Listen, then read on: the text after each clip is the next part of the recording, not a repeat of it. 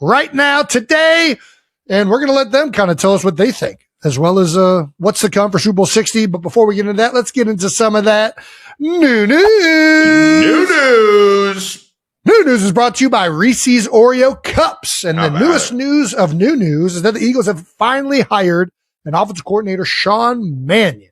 How about it? For those of you that are unaware, Sean Mannion's past and what he is I guess what his lineage is. He has been in the McVay tree pretty much his entire career. He was with the Rams briefly under Jeff Fisher, but for the most part, he has been with Sean McVay in the Rams. He's been with Kevin O'Connell in the Vikings, and he has, more importantly, only been coaching for 2 years under the Matt LaFleur tree in Green Bay.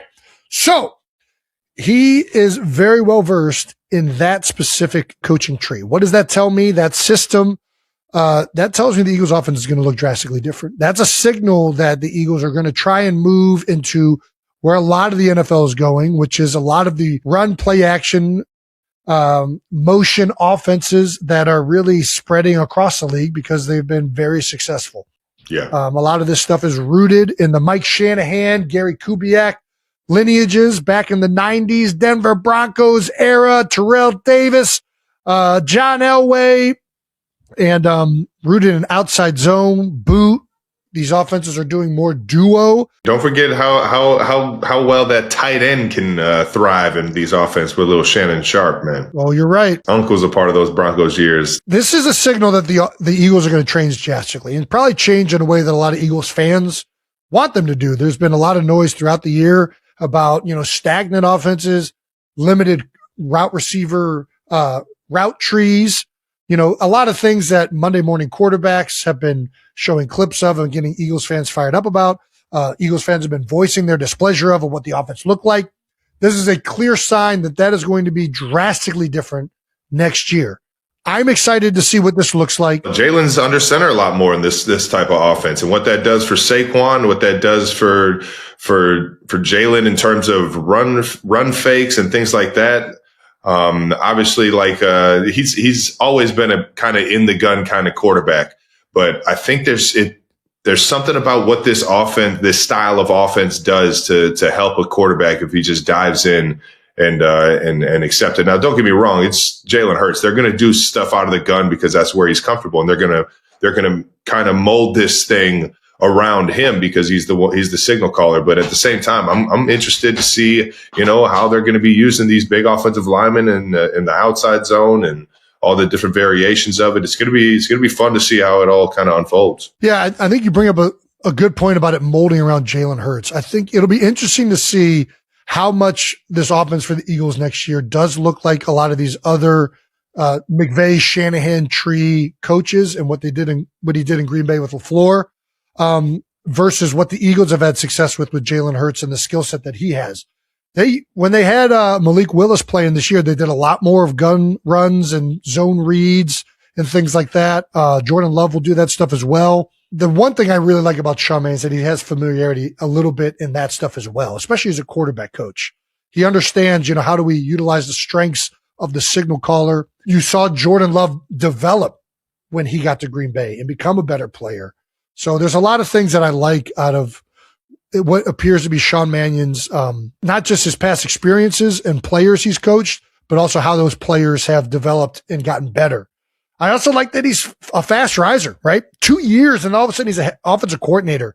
That tells me that there's a lot of other coaches that are speaking very highly of this guy, right? Yep. You don't get an opportunity like this without a lot of people vouching for you this early. I'm excited to see what this thing looks like. I really am. People in Philadelphia are getting what they asked for. They're going to get a completely different version of this highly skilled and highly powerful offense, as well as everyone's coming back healthy. So it's good. It's definitely going to be something that's is going to be fun to watch. No doubt. There is still the question mark. I mean, the big thing everybody's talking about, he's never called plays, right? That's the big negative. And most of the really good play callers that are doing a great job currently in the NFL already have jobs, right? There was a guy available, Mike McDaniel. He took the LA job. Brian Daboll takes the Tennessee job. So, who else do you get that is you feel really confident in? They decided to go with the guy who's up and coming and has a lot of interesting backgrounds and ways to kind of shift and mold the offense into something new. And we're just gonna have to wait and see how he is as a play caller. I hear you. And don't get me wrong. Having Andy Reid as my play caller my entire life, I have been the most fortunate of having a really seasoned play caller that knows when to dial these things up. But at the end of the day, there's going to be, there's going to be those big time situational plays where, yeah, you're really leaning on the coach to put you in a good spot. But at the majority, I think, of the time in the NFL, you're going out there, you're having to make something work.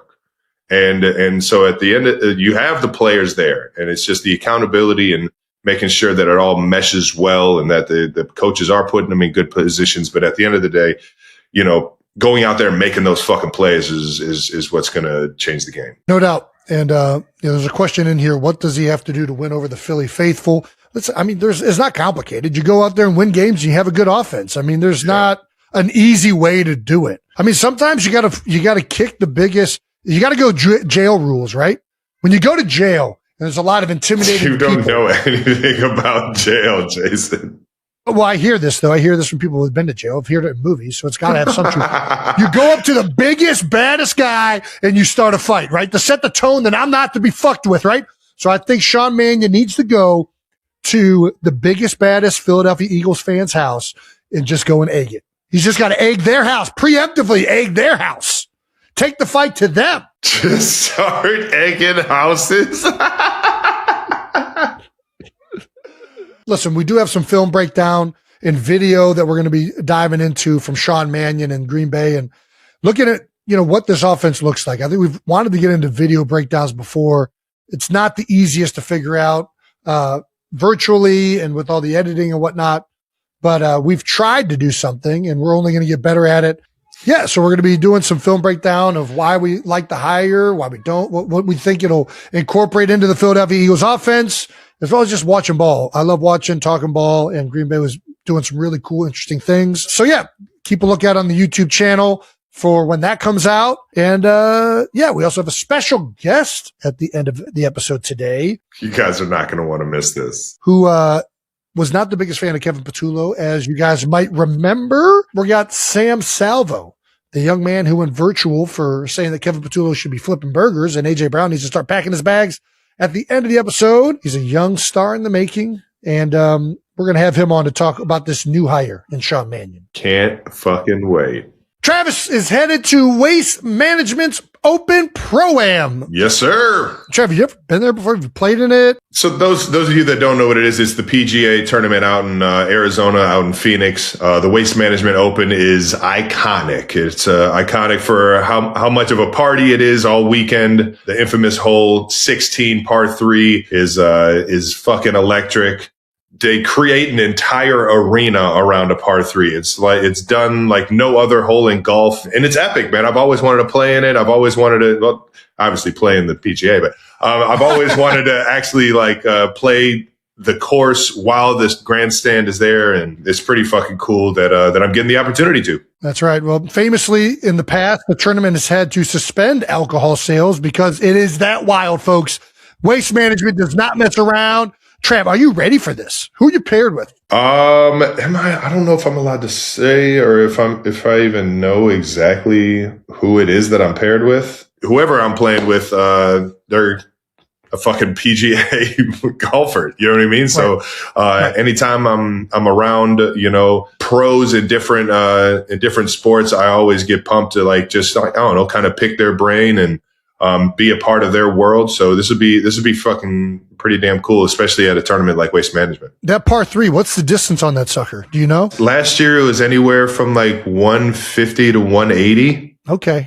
So it's not like a crazy distance. I think they give people the excitement that somebody might jar this. It's not like the hardest green to hit. It's not like a 230 where you're trying to choose, or am I hitting a long iron or what am I doing here? Yeah. I can't fucking wait. I'm fucking pumped for this. I haven't swung a golf club in 3 weeks. This will be so much fun to just go out there and try not to hit one off of the fucking nozzle and smoke somebody in the stands, which would also be hilarious.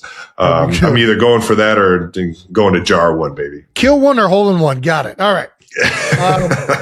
ESPN is airing the Philly special this Friday, February 6th. 8:30 for 30 is coming out on the Philly special. That's right. What? Are you in it?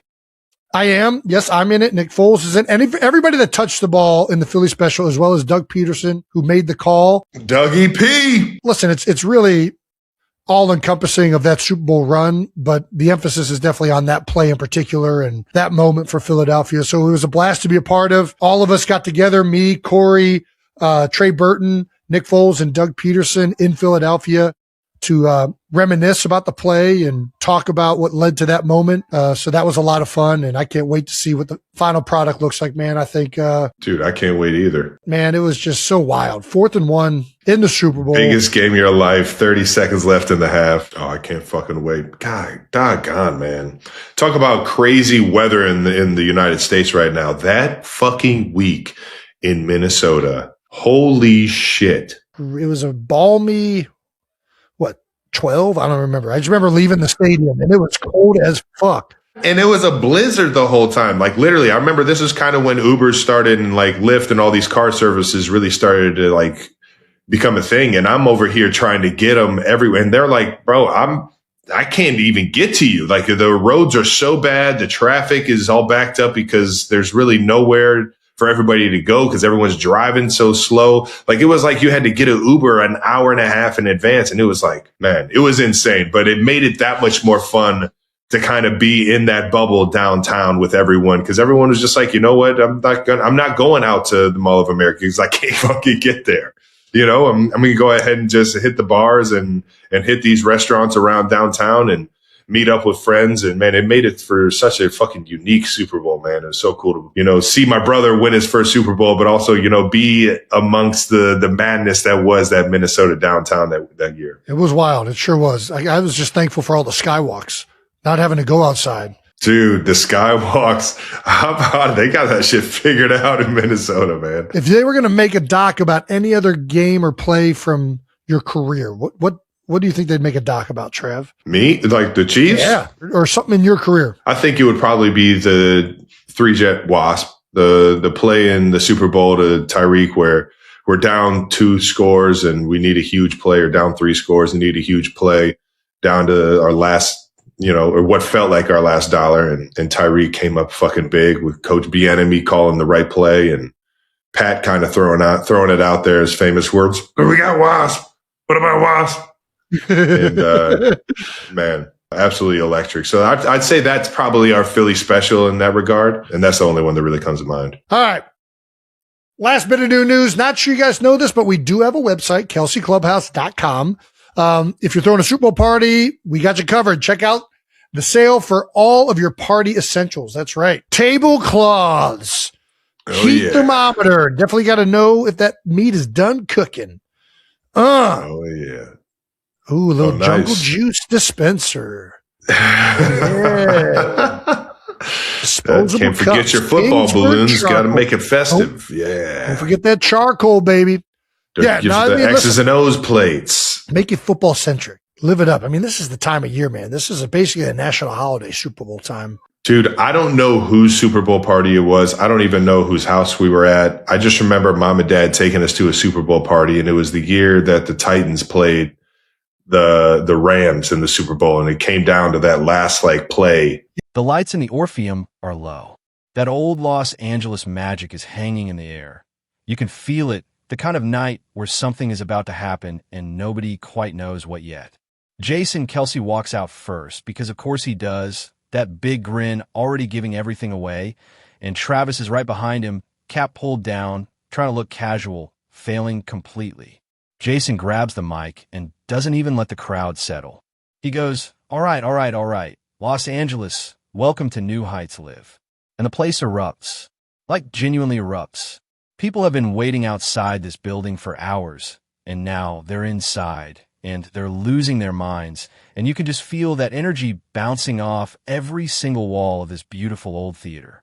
Travis leans into his mic and goes, man, I forgot how good this city smells.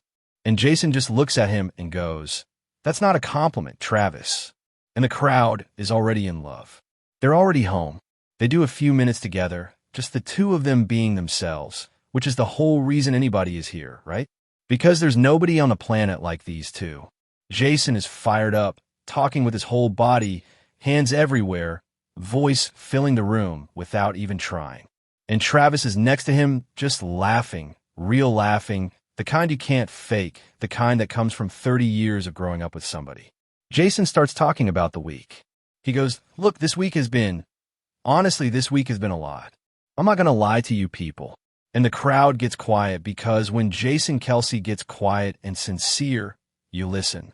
He goes, there are moments in your life, and I mean this, there are moments where you look around and you think, how did I end up here? How did I end up in this building, in this city, doing this thing with my brother? And Travis just nods, doesn't say anything, just nods. And somehow that hits harder than any word could. Then Jason's energy shifts. You can see it happen in real time. His eyes get this look. Anybody who's watched enough New Heights knows that look. And he goes, speaking of things you don't expect. He pauses, just long enough. Travis, you want to tell them, or should I? Travis puts his hands behind his head and leans back and goes, Jay, come on, man. Grinning so wide it's almost painful to look at. Jason turns to the crowd and he goes, okay. He's pacing now, a little. You know, we've had some great guests on this podcast. We've had legends. We've had athletes. We've had people who made us better just by sitting across from us. He stops. But tonight, another pause, and you can feel every single person in that theater stop breathing. Tonight, we have somebody who I think, and I mean this sincerely, I think changed the entire year. I think she changed a lot of years. And she happens to, and this is purely coincidental, he looks at Travis, mean a great deal to someone on this stage. Travis is looking at his shoes. He's smiling, but he's looking at his shoes, and his leg is bouncing, and this man has played in Super Bowls, and he looks like a nervous kid right now, and it is the most human, real, beautiful thing you've ever seen. Jason spreads his arms wide, and his voice goes big. That Jason Kelce voice that could fill a stadium. And he goes, Los Angeles, please make some noise for Taylor Swift. And the Orpheum just detonates. There is no other word for it. The sound is physical. You feel it in your chest. You feel it in your teeth. People are grabbing each other. A woman 3 rows back is crying, and she is not embarrassed about it at all. Someone near the back lets out this scream that starts a chain reaction, and suddenly everyone is screaming, and the lights shift, and she walks out. She walks out, and she waves, and she's laughing because the noise is so big and so real that even someone who has walked out onto more stages than almost any human being alive, even she seems genuinely moved by it. She hugs Jason first, a real hug, the kind that means something, and Jason's got both arms around her, and he's saying something in her ear, and whatever it is make her laugh and put her hand over her heart.